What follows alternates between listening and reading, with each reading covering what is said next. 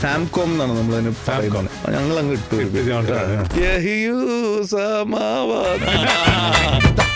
എന്നാ പരിപാടിയുടെ മുട്ടപപ്സും ചായ.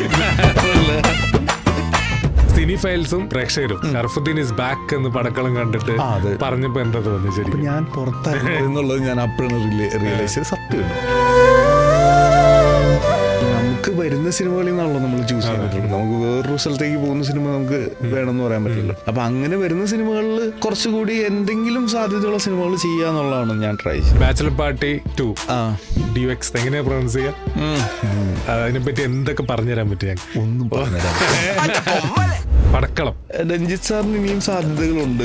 ടീം ഡൈസൊക്കെ ആയിട്ട് പുള്ളി പല പരിപാടിയും പിടിക്കാൻ ഇറങ്ങുമെന്നൊക്കെ എനിക്ക് തോന്നിയിട്ടുണ്ട്. സുരാജേട്ടന്റെ മാനറിസംസ് വരുന്നുണ്ട് ഷർഫുദ്ദീൻ എന്നൊക്കെ പറഞ്ഞത്. അത് അറിഞ്ഞുകൊണ്ട് ഏതാണ് അത് ഷർഫുദ്ദീൻ ബ്രില്യൻസ് ആണ്? ഒരു സുരാജേട്ടൻ മാനറിസം നമുക്ക് ഓർമ്മയിലുള്ളതുപോലെ നമ്മൾ എന്തെങ്കിലും ഒന്ന് നൈസായിട്ട് ഇടുന്നു. ഭരതൻ ഭയങ്കര ഇമ്പാക്റ്റ് ആയിരുന്നു.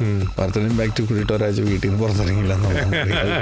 എല്ലാവരുടെയും ധാരണയെ മാറ്റിയല്ലോ എന്ന് വെച്ച് കഴിഞ്ഞാൽ ഇമേജ് ബ്രേക്കിംഗ് ക്യാരക്ടർ ഇതുപോലൊരു ഫിലിം മേക്കർ തരുമ്പോഴാണ് കറക്റ്റ് ആവുന്നത്. എന്നാണ് അൽഫോൺസ് പുത്രൻ ഡയറക്ട് ചെയ്യുന്ന അടുത്ത പടം വരുന്നത്? ഉണ്ട്, പുള്ളി അതിന്റെ പ്രീ പ്രൊഡക്ഷൻ അല്ലെങ്കിൽ അതിന്റെ ഫൈനൽ ഡ്രാഫ്റ്റിലും പരിപാടിയിലൊക്കെയാണ് ഇരിക്കുന്നത്. അതൊക്കെ എനിക്കറിയാം. അൽഫോൺസ് കാസ്റ്റ് ചെയ്ത് അതിന് ചേരുന്നവരെ വെച്ച് ചെയ്ത് പരിപാടി ചെയ്യണം. അപ്പൊ എനിക്ക് പറ്റിയൊരു ക്യാരക്ടർ വേറെ എവിടെയെങ്കിലും കൊടുത്താൽ ചിലപ്പോൾ അവള് പറയും എന്നാ പരിപാടി ഇടവേ എന്ന് ചോദിക്കും. അത് ഉറപ്പായിട്ടും ചോദിക്കും.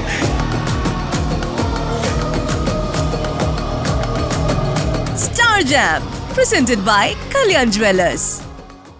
Kalyan Jewellers Anokhi Uncut Collections. Anokhi Collections-ലെ pastel stone jewellery series will go well with designer work.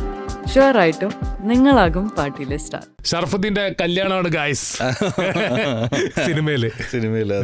Actor producer Sharafudheen, welcome to Kalyan jewellers presents star jam ആണ്. കല്യാണപ്പടമാണോ? കല്യാണപ്പടം ആണ്. ഒരു കല്യാണ സമയങ്ങൾ മൊത്തത്തിൽ നടക്കുന്ന ഒരു വീടെന്നൊക്കെ ഉള്ളതാണ് സിനിമയുടെ ഒരു ഇതിവൃത്തം.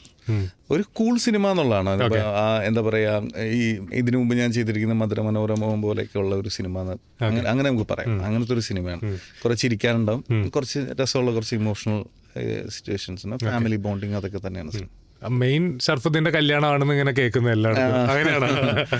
മാർക്കറ്റ് ചെയ്യാൻ എന്തെങ്കിലുമൊക്കെ ഒന്ന് അടിക്കുന്നത്. പിന്നെ ഷറഫുദ്ദീന്റെ കല്യാണം ഒന്നും വിചാരിച്ചു എല്ലാവരും മറ്റേ ടൈറ്റിലുള്ളതൊക്കെ.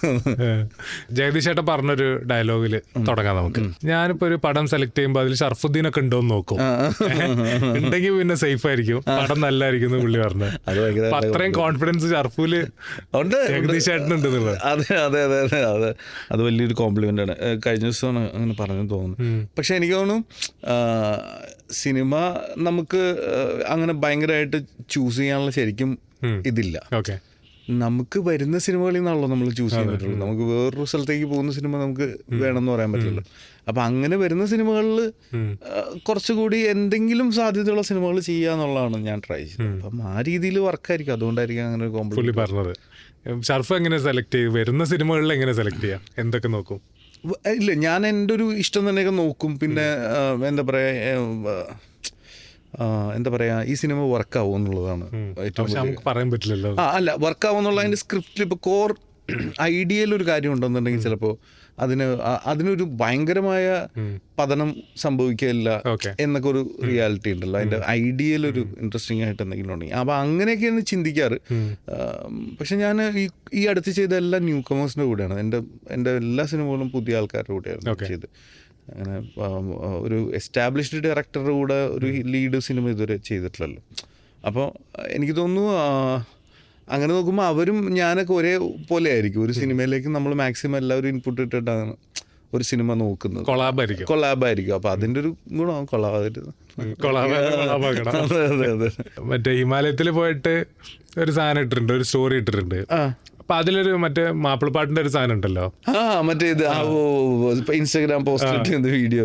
അത് രണ്ടുപേരും പാടിപ്പിക്കണം എന്ന് വിചാരിച്ചിരിക്കുക. അതേതായിരുന്നു പാട്ട്?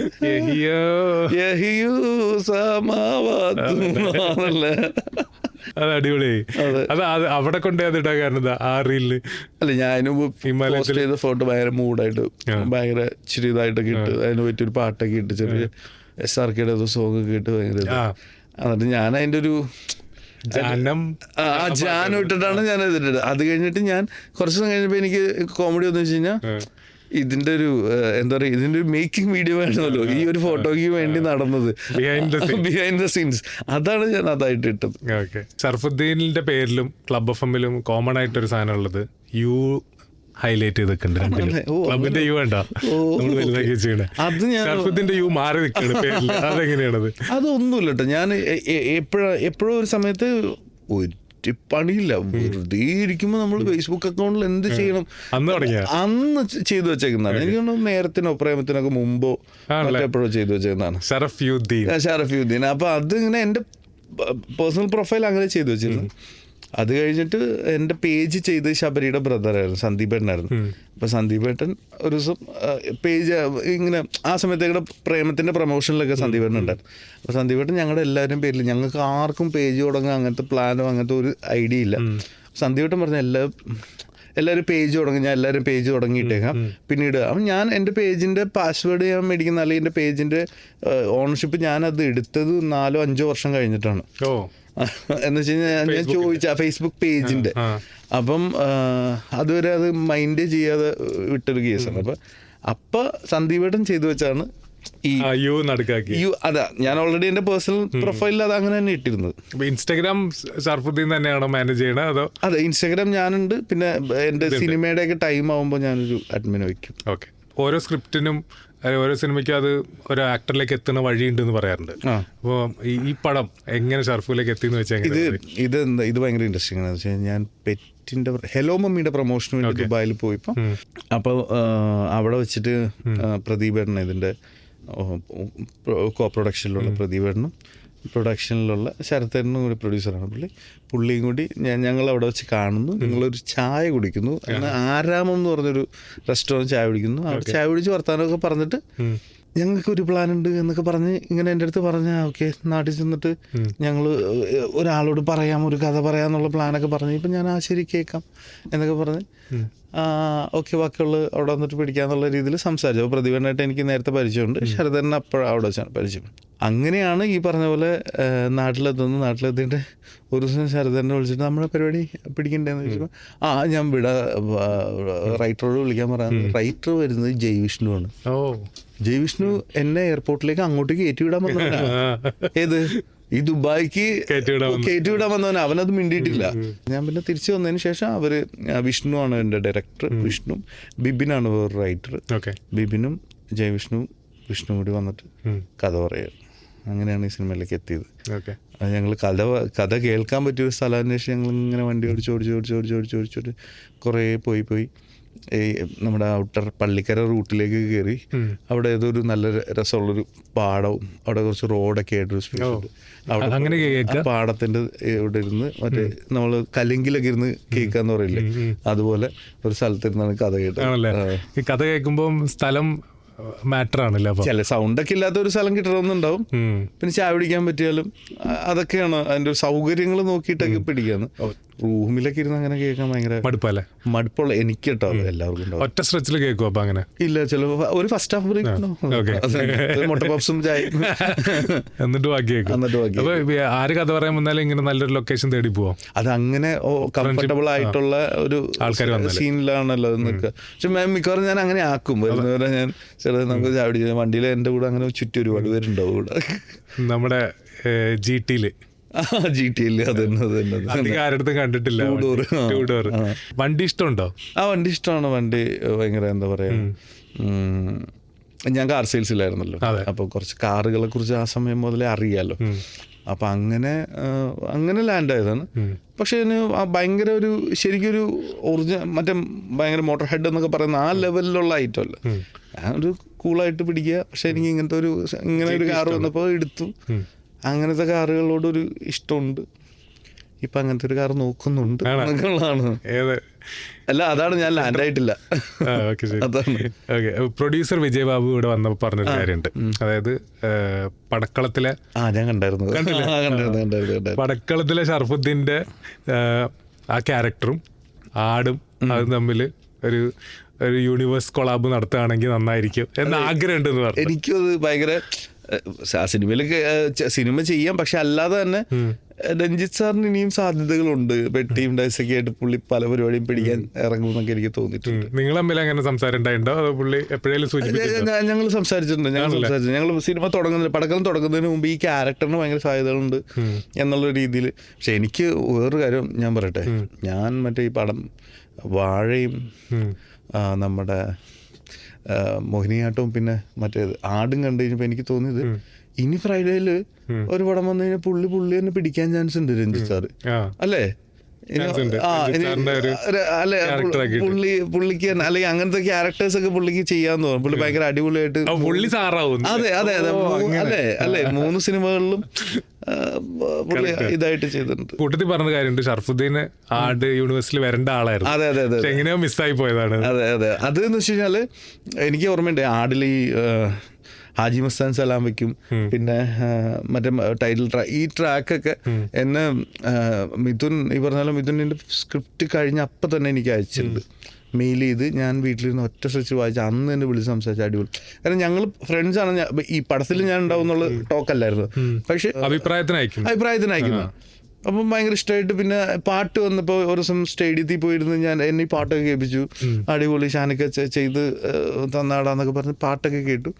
എന്നിട്ട് ഞാനങ്ങനെ ചോദിക്കില്ല, കാരണം മിഥുനൊക്കെ ഭയങ്കര ട്രൈ ചെയ്യാണ് ഒരു സിനിമ. അപ്പോൾ ആ സമയത്ത് പോയിട്ട് എടാ എനിക്ക് നിൻ്റെ പടത്തിൽ അങ്ങനെ ചോദിക്കില്ല എല്ലാവരുടെ. അപ്പോൾ എനിക്ക് പക്ഷെ എന്തെങ്കിലും നിന്നെ ഒരു പരിപാടിക്ക് വിളിക്കൂട്ടോ എന്നുള്ളത് പറഞ്ഞു. ഞങ്ങൾ ഓക്കെ എന്ന് പറഞ്ഞു. പക്ഷെ പരിപാടി പ്രൊജക്റ്റായി വന്നെല്ലാം ആയി സെറ്റായപ്പോഴാണ് ഞാൻ പ്രേമം ചെയ്തുകൊണ്ടിരിക്കുക. അപ്പോൾ അതാണ് അവസരം നോക്കി നമ്മൾ ഡേറ്റ് ക്ലാഷ് അടിച്ച അവസ്ഥയാണ്. മധുവിധു വെയിറ്റ് ചെയ്യുന്നവരോട്, ഷർഫു ലീഡ് ചെയ്യുന്ന ഒരു ക്യാരക്ടർ, ആ ലീഡ് ക്യാരക്ടറിന് എന്താ ആൾക്കാരോട് പറയാനുള്ളത്? ഒരു നൈസ് ഫാമിലി, ഫാംകോം എന്നാണ് നമ്മളതിന് പറയുന്നത്. പുതിയ ഇതാണോ? ഞങ്ങൾ അങ്ങ് ഇട്ടു അതെ, ഫാമിലി കോമഡി. അപ്പോൾ അതാണ് സിനിമയുടെ ഒരു ഐഡിയ. അപ്പോൾ ആ ജോണറിലുള്ള നമുക്ക് ഇഷ്ടമാവുന്ന, നമ്മൾ പണ്ട് കണ്ടിരിക്കുന്ന സിനിമകളുടെയൊക്കെ ആ ഒരു മൂഡുള്ള ഇന്നത്തെ കാലത്ത് പറയാവുന്ന ഒരു സിനിമയാണ്. ഞാൻ ഷർഫുന്റെ ചില പടങ്ങൾ പറയും, ഈ പടം കരിയറിൽ എങ്ങനെ ഇമ്പാക്ട് ചെയ്തു എന്ന് പറയും. ഓക്കെ, ഭരതൻ ഭയങ്കര ഇമ്പാക്റ്റ് ആയിരുന്നു. ഭരതൻ ഇമ്പാക്റ്റ് കൂടിയിട്ട് ഒരാഴ്ച വീട്ടിൽ നിന്ന് പുറത്തിറങ്ങിയില്ല. അല്ല, ഭയങ്കര വർക്കായിരുന്നു. എല്ലാവരും ഭയങ്കര ഇതായിരുന്നു. അപ്പം ഞാൻ ആ സമയത്തെന്ന് പറഞ്ഞു കഴിഞ്ഞാൽ ഒട്ടും ഇങ്ങനെ പുറത്തിങ്ങനെ ഇറങ്ങില്ല. വീട് എന്നൊക്കെ പറഞ്ഞ് സെറ്റ് എന്നൊക്കെ പറഞ്ഞ് മാത്രം നടക്കുമായിരുന്നു. ഇപ്പോൾ പ്രൊമോഷൻസും ഇവൻസുകൾക്കൊക്കെ ഇപ്പോൾ പോകുന്നുണ്ടല്ലോ, അങ്ങനെ ചെയ്യില്ല. അപ്പം ഞാനിങ്ങനെ പടം വന്നു ഭയങ്കര ഹിറ്റാന്നൊക്കെ പറഞ്ഞാൽ കുറേ നാൾ കഴിഞ്ഞിട്ടാണ് കണ്ടത്. കരിയറിൽ എങ്ങനെ ഇമ്പാക്ട് ഉണ്ടാക്കി? ഭയങ്കര ഇമ്പാക്റ്റാണ്. എല്ലാവരുടെയും ധാരണയെ മാറ്റിയല്ലോ. എന്ന് വെച്ച് കഴിഞ്ഞാൽ ലൈക്ക് ഇത് നമുക്കൊരു ഇമേജ് ബ്രേക്കിംഗ് ക്യാരക്ടർ ഇതുപോലൊരു ഫിലിം മേക്കർ തരുമ്പോഴാണ് കറക്റ്റ് ആവുന്നത്. അമലേട്ടനെ പോലെ ഒരു ഫിലിം മേക്കറുടെ അടുത്തുനിന്ന് നമ്മുടെ ഇമേജ് ബ്രേക്ക് ചെയ്യുന്ന ഇത് വന്നതാണ് അതിൻ്റെ ഒരു ഏറ്റവും വലിയ ഇമ്പാക്റ്റ് എന്ന് എനിക്ക് തോന്നുന്നു. അത് പിന്നെ കരിയറിൽ എല്ലാവർക്കും എന്നെ പല രീതിയിൽ ചിന്തിക്കാൻ തോന്നി. പക്ഷെ എനിക്ക് തോന്നുന്നു ഭരതൻ കഴിഞ്ഞിട്ട് എനിക്ക് ഏറ്റവും കൂടുതൽ വന്നു അതേപോലത്തെ ഇത്ര സിനിമ ഒരുപാട് വന്നു, ഒന്നും പിടിച്ചില്ല. കാരണം എനിക്ക് അങ്ങനെ അങ്ങ് പോകണമെന്നില്ല. എനിക്ക് ഭരതന് തന്നെ എനിക്ക് ആക്ച്വലി ഹാപ്പി ഗോയിങ് സീനിൽ അതാണ് ഞാൻ ഏറ്റവും കൂടുതൽ ആഗ്രഹിച്ചത്. അപ്പം പെട്ടെന്ന് ഭരതൻ വന്നപ്പോഴും എനിക്ക് കുറച്ച് കൺഫ്യൂഷൻ ഉണ്ടായിരുന്നത് അതാണ്. പക്ഷെ ഭരതനും വർക്കായതിനു ശേഷം ഓക്കെ അത് പിടിച്ചു. പക്ഷെ അത് പിടിക്കാം, പക്ഷെ ഞാൻ പറഞ്ഞത് അത് തന്നെ പോകാൻ പറ്റില്ല എന്ന് എനിക്ക് തോന്നി. അപ്പം ഞാൻ അങ്ങനെ ഹാപ്പി ഗോയിങ് ആവണമെന്നില്ലല്ലോ, എല്ലാം പിടിക്കുന്നല്ലേ? എല്ലാം പിടിക്കും. പക്ഷെ എനിക്ക് മറ്റേ സിനിമയ്ക്ക് ഒരു സ്വഭാവം ഉണ്ടെന്ന് വെച്ച് കഴിഞ്ഞാൽ നമ്മൾ എന്തിൽ നിൽക്കുന്നു അതിൽ തന്നെ നമ്മൾ ജഡ്ജിയാണെങ്കിൽ ജഡ്ജി തന്നെ ആയിരിക്കും എല്ലാ സിനിമകളും തന്നെ. ആ സീനിലാണ് അങ്ങനെ കാണുള്ളൂ, അല്ലാതെ വേറെ നിവൃത്തിയില്ല. നമ്മൾ മാറ്റി കാണാൻ പെട്ടെന്ന് തോന്നില്ല.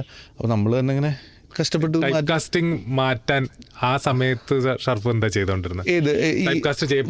ഭരതൻ അഞ്ചാം പാതിര കഴിഞ്ഞിട്ട് എനിക്ക് വന്ന ക്യാരക്ടറിൽ ഞാൻ അങ്ങനത്തെ സ്പെസിഫിക്കലി മാറ്റമുള്ളത് തന്നെ പിടിക്കുക എന്നുള്ളതായിരുന്നു ഞാൻ നോക്കുന്നത്. ചിലപ്പോഴും നമ്മൾ സിനിമേനേക്കാൾ കൂടുതൽ ക്യാരക്ടർ ഇഷ്ടമായിട്ട് അങ്ങനെ നോക്കിയിട്ടുണ്ട്. ചിലപ്പോൾ സിനിമ ഇങ്ങനെ പോകുന്നുള്ളതിനേക്കാൾ കൂടുതൽ ഈ ക്യാരക്ടർ ഭയങ്കര രസമായിരിക്കുമല്ലോ എന്ന് ഞാൻ ആലോചിച്ച് ചെയ്തിട്ടുണ്ട്.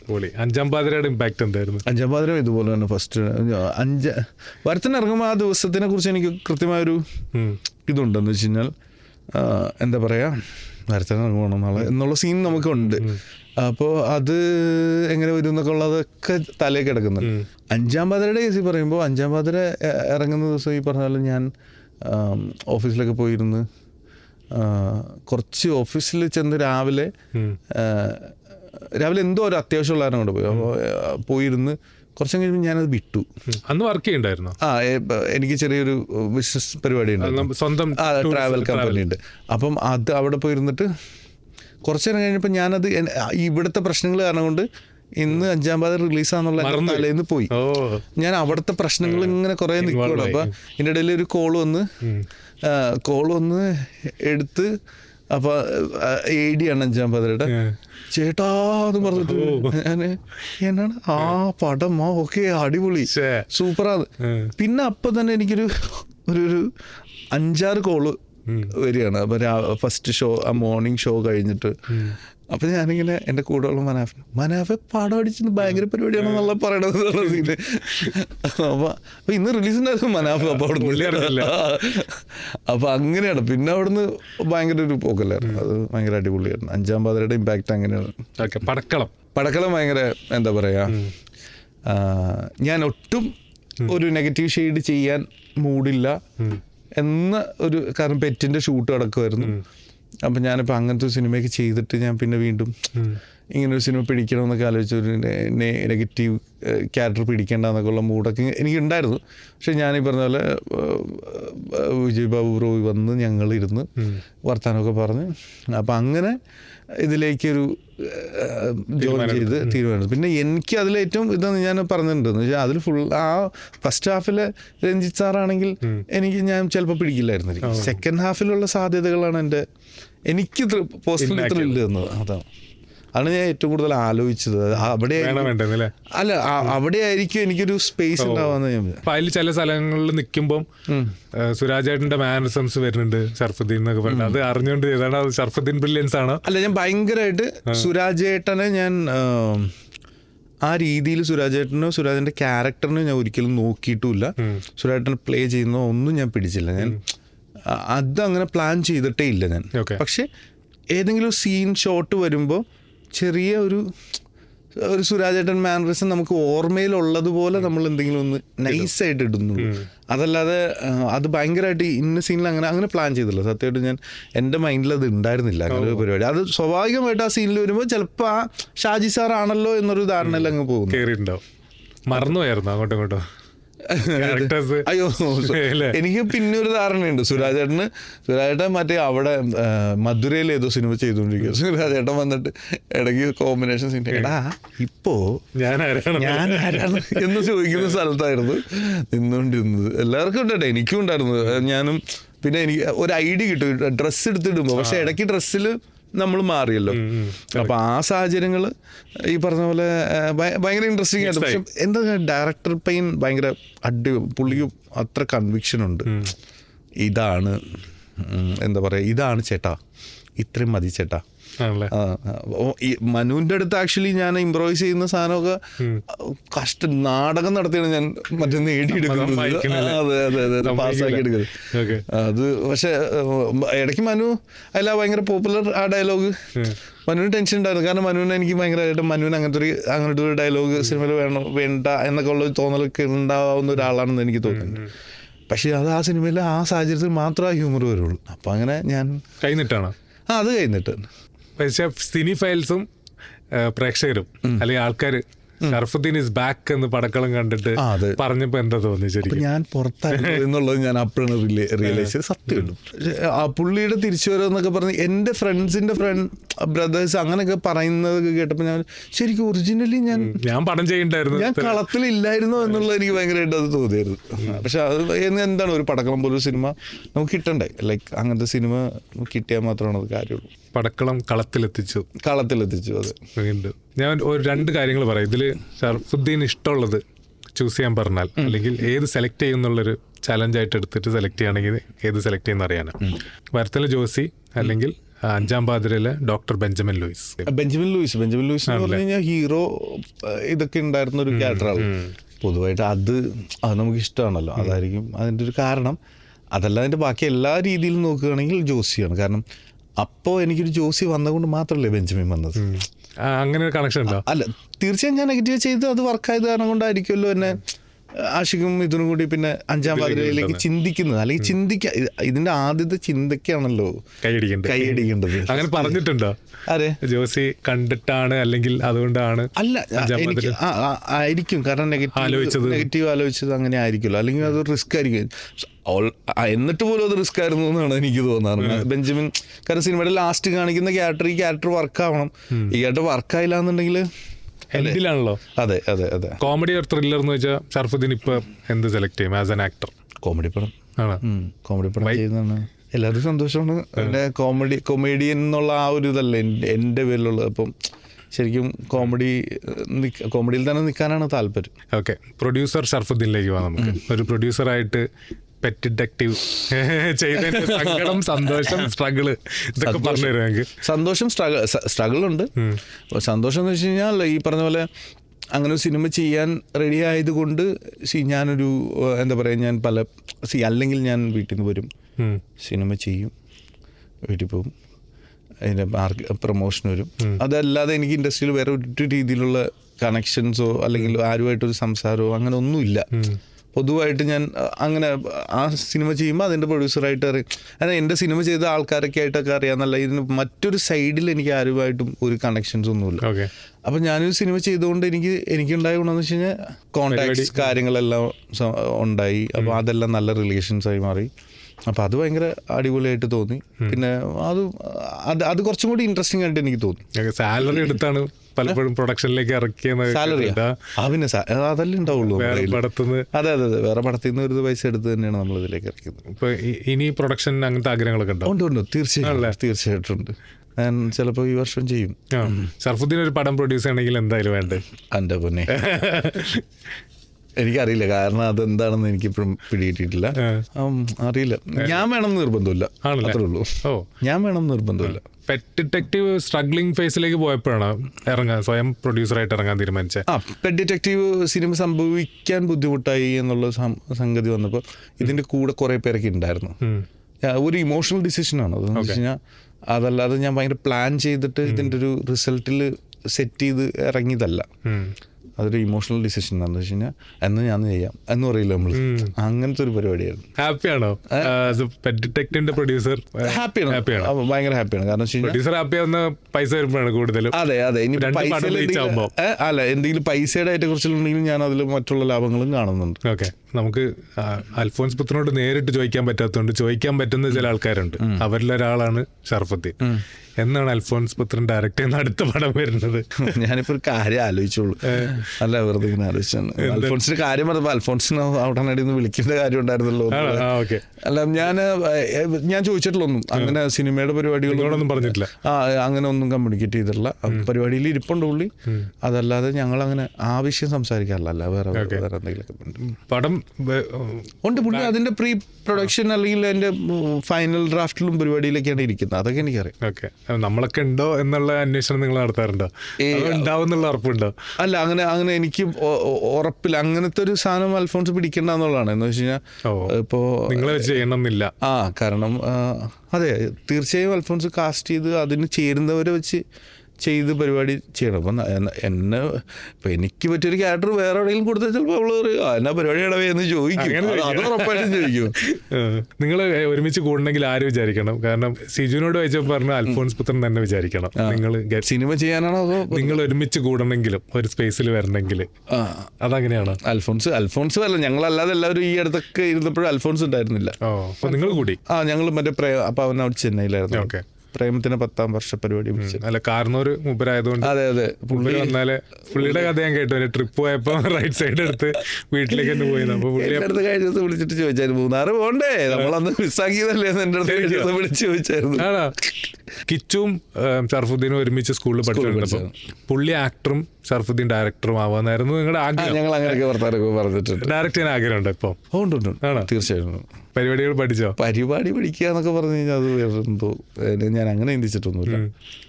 ഒരു സിനിമ ഡയറക്റ്റ് ചെയ്യുമായിരിക്കും, അത് പ്ലാനിലുണ്ട്. പ്ലാനിലുണ്ട് ബ്രോ. പക്ഷേ ഞാൻ പറഞ്ഞ ഒരു സിനിമ ഡയറക്റ്റ് ചെയ്യണം എന്നുള്ള പ്ലാനാണ്. അപ്പോൾ പലപ്പോഴും പലതൊക്കെ ചിന്തിച്ചിട്ടുണ്ട്. അതൊക്കെ പിന്നീട് ഞാൻ തന്നെ വേണ്ടാന്ന് വെച്ചിട്ടുണ്ട്. ഓക്കെ. അപ്പോൾ എപ്പോഴാണോ എനിക്ക് എന്ന് പറഞ്ഞിട്ട് അത്രയും പവറായിട്ടുള്ള ഒരു പരിപാടി കിട്ടുന്ന അപ്പം ഞാൻ പോകും. ഞാൻ മറ്റേ ഷർഫുദ്ദീൻ പ്രൊഡക്ഷന്റെ ലോഗോ കാണിച്ചു തരാം. അതിൽ ആലുവപ്പാലവും ഫ്രണ്ട്സും ആണ് അതില്. 1 2 3 4 5 6 7 8 പേരുണ്ട്. അത് സിംബോളിക് ആണ്. അത് ശരിക്കും സിംബോളിക് ആണ്. അത് ഞങ്ങളൊരു 10-22 പേരുണ്ട് മൊത്തം. നേരെ ഉണ്ടാക്കിയ ഫ്രണ്ട്സ് ആണല്ലോ ശരിക്കും പറഞ്ഞു കഴിഞ്ഞാൽ. എല്ലാവരും നേരത്തിന്റെ സമയത്ത് വന്ന് പിന്നെ പ്രേമത്തിലും ഉണ്ടായിരുന്ന ഒരാളോ. അപ്പം അത് ഗോപു ശാഖടയിലിരുന്ന് എന്നൊക്കെ പറയുന്ന ശരിക്കും ഞങ്ങളൊരു മേജർ ക്രൗഡ്. ആ ഗ്രൂപ്പിനെ റെപ്രസെന്റ് ചെയ്യുന്ന ഒരു പ്രൊഡക്ഷൻ അതാണ്. അതപ്പോ ഞാൻ ഡിസൈനറുടെ അടുത്ത് പറഞ്ഞപ്പോൾ അല്ല അവൻ അരുണാണ് ചെയ്തത്. നമ്മുടെ എയ്സിറ്റി കുഞ്ഞമ്മ പുള്ളിയാണ് ചെയ്തല്ലേ? പുള്ളി കുറെ റിസർച്ച് നടത്തിയെന്ന് തോന്നുന്നു. പഴയ ഫോട്ടോസ്. അത് ആസ് എ സിനിമാക്കാരന് ഏറ്റവും സന്തോഷം തോന്നുന്നത് എപ്പോഴാണ്? ഒരാൾക്ക് സന്തോഷം. നല്ല സിനിമ കാണുമ്പോൾ ഭയങ്കര സന്തോഷമുണ്ട്. ഞാൻ ആക്ച്വലി നല്ല സിനിമ കാണുന്നത്, ശരിക്കും സിനിമക്കാരെന്ന് പറയുന്ന വാക്കിന്റെ അർത്ഥം സിനിമയിൽ ജോലി ചെയ്യുന്ന ആള് എന്നുള്ളതാണ്. അങ്ങനെ അല്ലാത്തൊരു സിനിമ പ്രാന്തൻ എന്നൊക്കെ പറയുന്ന ലെവലിൽ ചിന്തിക്കുകയാണെന്നുണ്ടെങ്കിൽ എനിക്ക് ശരിക്കും നല്ല സിനിമ തിയേറ്ററിലുണ്ട്, അത് പോയി കാണാനുള്ള ഒരു ഇതുണ്ട്. ആ സിനിമ കാണാൻ പറ്റുന്നത് തന്നെയാണ് ഏറ്റവും വലിയ കാര്യം എന്ന് എനിക്ക് തോന്നുന്നു. നിങ്ങളെപ്പോലെ തന്നെ ഒരു ഫ്രണ്ട്ഷിപ്പ് ഗ്രൂപ്പാണ് വാഴ 2ന്റെ ടീം. അൽഫോൺസ് ഉണ്ടായിരുന്നു, ഞങ്ങൾ അവിടെ പോയിട്ടുണ്ടായിരുന്നു. മറ്റേ സ്കൂളിൽ പോയിട്ടുണ്ടായിരുന്നു ഷൂട്ട്. അൽഫോൺസിന്റെ ബർത്ത്ഡേ ഞങ്ങൾ എന്തോ നേരത്തിന്റെ ഇതിനു വേണ്ടി പോയത്. അപ്പോൾ അവരെല്ലാവരും അവിടെ വെച്ച് കണ്ടായിരുന്നു. അപ്പം ഭയങ്കര ഹാപ്പി. അപ്പം ഒന്നാമത് അവരുടെ ഇതെല്ലാം ഞാൻ വർക്ക് ഫോളോ ചെയ്യുന്നതാണ്. അപ്പം ഭയങ്കര റീൽസ് കാണാറുണ്ട്. എന്ത് വേറെ സാധാരണ റീൽസ് തന്നെയല്ലേ പരിപാടി. അപ്പം അവരവിടെ വെച്ച് കണ്ടതിലും ഭയങ്കര സന്തോഷം, ഭയങ്കര ഹാപ്പി. എന്താ പറയുക, അവരും ഭയങ്കര ഹാപ്പി ആയിട്ട്. എനിക്ക് തോന്നുന്നു ഗ്രൗണ്ടിൽ അടിയെന്തോ എടുത്തുകൊണ്ടിരിക്കുന്ന സമയത്ത് എന്താണെന്ന് തോന്നുന്നു. അപ്പോൾ ആസ് എ ഇങ്ങനെ വന്നൊരു ഗ്രൂപ്പും ഫ്രണ്ട്സുമാണ് പണ്ടത്തെ നോക്കുകയാണെങ്കിൽ. അപ്പോൾ ഇപ്പോൾ അവർ നിങ്ങളെപ്പോലെ അന്ന് നിങ്ങൾ പടത്തിൽ വന്ന പോലെ അവർ ഈ പടത്തിൽ വന്നെന്ന് വിചാരിക്കും.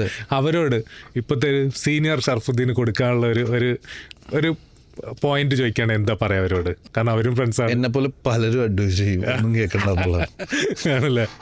ബാച്ചലർ പാർട്ടി 2 DUX എങ്ങനെയാ പ്രൊനൗൺസ് ചെയ്യാ? ഡു അങ്ങനെയാണ് ഫ്രഞ്ച്. ഓക്കെ. അതിനെപ്പറ്റി എന്തൊക്കെ പറഞ്ഞുതരാൻ പറ്റും ഞങ്ങൾക്ക്? ഒന്നും ബാക്കപ്പായി നമുക്കറിയാം. കോട്ടച്ചിയിലാണ് അമലേട്ടനാണ് പടം സംവിധാനം ചെയ്യുന്നതെന്ന് നിങ്ങൾക്കറിയാം. ഞാനുണ്ടെന്ന് ഞാൻ പറഞ്ഞിട്ടില്ലല്ലോ. അപ്പൊ അത് അത്രയും പറ്റുള്ളൂ. കാരണം വേറെ ഒന്നും പറയാൻ പറ്റില്ല. ഒന്നും പറയാൻ പറ്റില്ല. സോറി. കണ്ടിന്യൂഷൻ ആണോ പഴയ ബാച്ചലർ പാർട്ടിയുടെ? അതും പറ്റും. ശരി. പടം ഷൂട്ട് ഏതാണ്ട് കഴിഞ്ഞു. പടത്തിന്റെ ഒരു മേജർ ഷെഡ്യൂൾ ഒരു 3 മാസമായിട്ട് ഷൂട്ട് ചെയ്തുകൊണ്ടിരുന്ന മേജർ ഷെഡ്യൂൾ പാക്കപ്പായി. ഒരു കുറച്ച് ദിവസത്തെ ഷൂട്ട് കൂടി ബാക്കിയുള്ളൂ. ശരി. OTT ആക്ടേഴ്സിനെ മാറ്റിയിട്ടുണ്ടോ എങ്ങനെയെങ്കിലും, ഒരു കരിയർ വൈസോ അല്ലെങ്കിൽ സിനിമ കാണുന്നതിനോ? എനിക്ക് ഭയങ്കര സംശയം ഉണ്ടായിരുന്ന ഒരു കാര്യം ഞാനത് ക്ലാരിഫൈ ചെയ്തു വേറൊരാളടുത്ത് ചോദിച്ചിട്ട്. എന്നൊരു സത്യം ഞാൻ പറയാം. എന്ന് വെച്ച് കഴിഞ്ഞാൽ എനിക്ക് സീരീസുകൾ ഭയങ്കര ഇഷ്ടമായിരുന്നു. ഞാൻ സീരീസുകൾ കുറെ കണ്ടു. പിന്നെ കുറച്ച് സീരീസുകൾ ഇങ്ങനെ കണ്ട് കുറച്ച് വന്നു കഴിഞ്ഞപ്പോൾ എനിക്ക് സീരീസിന്റെ ടെമ്പോ ഭയങ്കര സ്ലോ ആണ്. അപ്പോൾ ആക്ടിങ് മെത്തേഡും വേറൊരു രീതിയിലാണ്. അപ്പോൾ ആ പ്രോസസ്സും വേറെ രീതിയിലാണ്. അതിൻ്റെ സ്ക്രിപ്റ്റും വേറെ രീതിയിലായിരിക്കും ചിലപ്പോൾ. അപ്പം അങ്ങനെ ഒരു ഞാനൊക്കെ എനിക്കൊക്കെ സിനിമ തന്നെ വേണം. ആ 2 മണിക്കൂർ ആ തിയേറ്ററിൽ തന്നെ കിട്ടണമല്ലോ. അപ്പം അതിനോടാണ് കൂടുതൽ ഇഷ്ടമുള്ളത്. അപ്പം അതിൽ ആ സ്ലോ ആവുന്നില്ലേ എന്നുള്ളൊരു സംശയം എനിക്ക് തോന്നി. അപ്പം ഞാനിങ്ങനെ വേറെ ഒരു ഫിലിം മേക്കറുടെ അടുത്തും റൈറ്ററുടെ അടുത്തൊക്കെ വെറുതെ ചോദിച്ചു, എന്താണ് സീരീസ് കാണാറുണ്ടോ എന്ന് ചോദിച്ചല്ലോ. വേറെ ചോദിച്ചില്ല. ഇല്ല, ഞാൻ സീരീസ് കാണാം. അപ്പം അപ്പം അവരും ഈ സാധനം പറഞ്ഞു. അപ്പോൾ അതെനിക്ക് ഭയങ്കര അത് കറക്റ്റാണ് എന്നുള്ളത് തോന്നലുണ്ട്. ഷർഫുദ്ദീന്റെ ടച്ച് എന്താണ് ആക്ടിങ്ങിൽ? ഒരു ക്യാരക്ടറിൽ ഷർഫു ടച്ച് എന്ന് ഇങ്ങനെ എവിടെയോ പറഞ്ഞു കേട്ടിട്ടുണ്ട്. എന്റെ തന്നെ ഒരു 6 ഫേക്ക് അക്കൗണ്ട് ഉണ്ട്, ഞാൻ തന്നെ ഇടുന്നതാണ്. സക്സസ് ഇൻ സിനിമ എന്താണെന്ന് വെച്ചാൽ എന്ത് പറയും? കിട്ടുന്ന സിനിമകൾ സന്തോഷം ഉണ്ടാവുക, ഇനി സിനിമകൾ കിട്ടും എന്നുള്ള പ്രതീക്ഷ ഉണ്ടാവുക, അതൊക്കെ തന്നെയാണ്. അത് ഇതുപോലെ ഷർഫുവിന് ഈ പറഞ്ഞ സന്തോഷവും. അതെ, സന്തോഷം, എല്ലാ സന്തോഷവും ഉണ്ടാവട്ടെ. Thank you, all the best. Thank you. സിനിമകൾ ഹിറ്റായി ഓടിക്കൊണ്ടിരിക്കുകയാണ്. അപ്പൊ ആ ഓട്ടത്തിന്റെ കണ്ടിന്യൂഷൻ ആവട്ടെ. Thank you bro. All the best. Thank you Sharfu. Thank you.